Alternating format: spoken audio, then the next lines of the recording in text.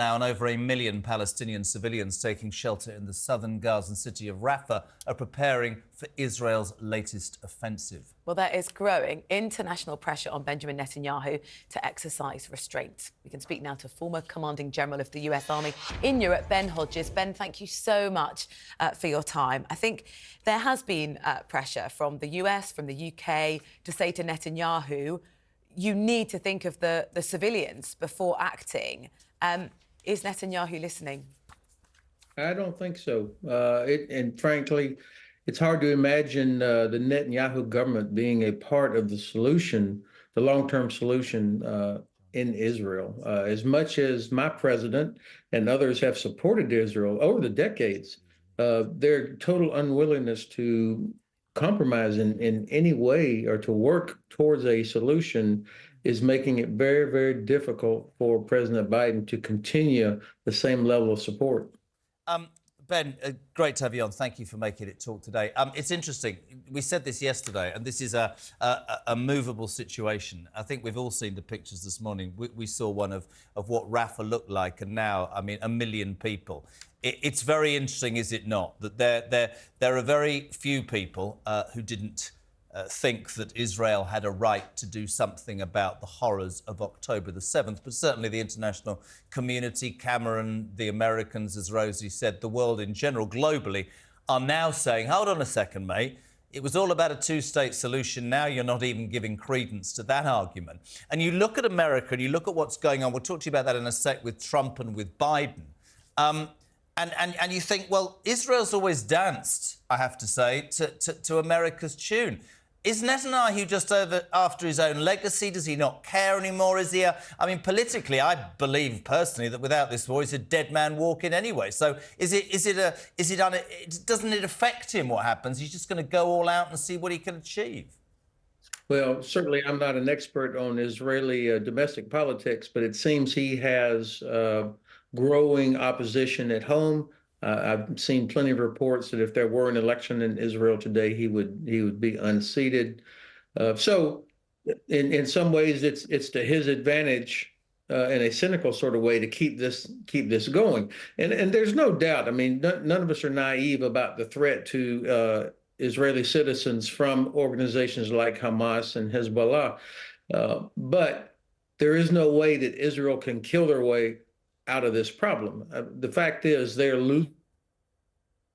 Oh, that's rather unfortunate, isn't it? We've got a connection issue with Ben. We'll come back to this story a little bit later and try and re-establish connection if we can with Ben Hodges. We're actually going to be speaking to a representative from the Israeli Defence Force a little bit later on the programme. That's Peter Lerner, to try and understand a little bit better about the logistics, the strategy that Israel are currently pursuing. The end game. What? I mean, we had the story yesterday that they'd obviously successfully, and Netanyahu was jumping up and down, successfully got the release of 2 hostages. But as the world now looks and sees, we are talking about millions of people being dispersed and ending up potentially in the middle of nowhere in tents, having already been evacuated because one part of Gaza has been flattened already. We'd love your opinions on that, please. And Rafah, they were told, was a safe space. They were, absolutely. So it clearly now, if this bombardment continues, we've done this well. Won't be. We've talked a lot, and apparently Ben Hodges is back. I can't believe that you commanded the commanding general of the US Army in Europe, and you can't even make that work, man. What's going on?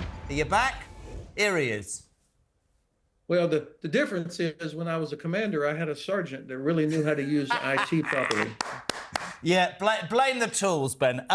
Can we look at the bigger issue and go stateside if we can? We've talked about the world and the condemnation of what seems to be unfolding in the southern Gazan city of Rafah. Let's go stateside now. I've been away for 2 weeks. I read every day about Joe Biden and you know, that report that said he was an old man with a fading memory. We heard the other day about Trump's stance on NATO and countries not paying the money. Some choice you lot have got coming up. We think we're screwed up in this country, Ben. Well, I tell you what, I would rather have Joe Biden on his worst day than Donald Trump any day. There's no question who is more physically fit between the two of them. The problem with Donald Trump is that there are millions of people in America that actually support and cheer for him. What he said the other day about encouraging Putin to attack a NATO country that doesn't pay that's delinquent on payments is one of the most strategically illiterate things I've ever heard. But this has nothing to do with defense spending. If every country was at 3%, it wouldn't matter. He sees himself as a 18th century figure that can by himself deal with the 3 or 4 other strongmen. He does not want to be encumbered with any obligations or have to faff around with, getting 30 other nations to agree to do something. He doesn't even want to be encumbered by the Congress, which is an unfortunate part for the president. So I think that's what this is about. And unfortunately, he has a lot of enablers, including some former really strong defense hawks like Senator Lindsey Graham, and they have completely lost their strategic spine. Just very quickly, you've been quite vocal in what you think about Trump. It would be fair to say as well, with his cognitive problems, other people would say Joe Biden isn't fit to lead one of the strongest countries in the world. What do you genuinely quickly see as happening in the election in November, my friend? Well, the good thing is that there are 10 months before the election. And at the end of the day, it's going to come down to turnout. The burden is on the president to make the case. And certainly the U.S. economy is as good as it's been in a very long time.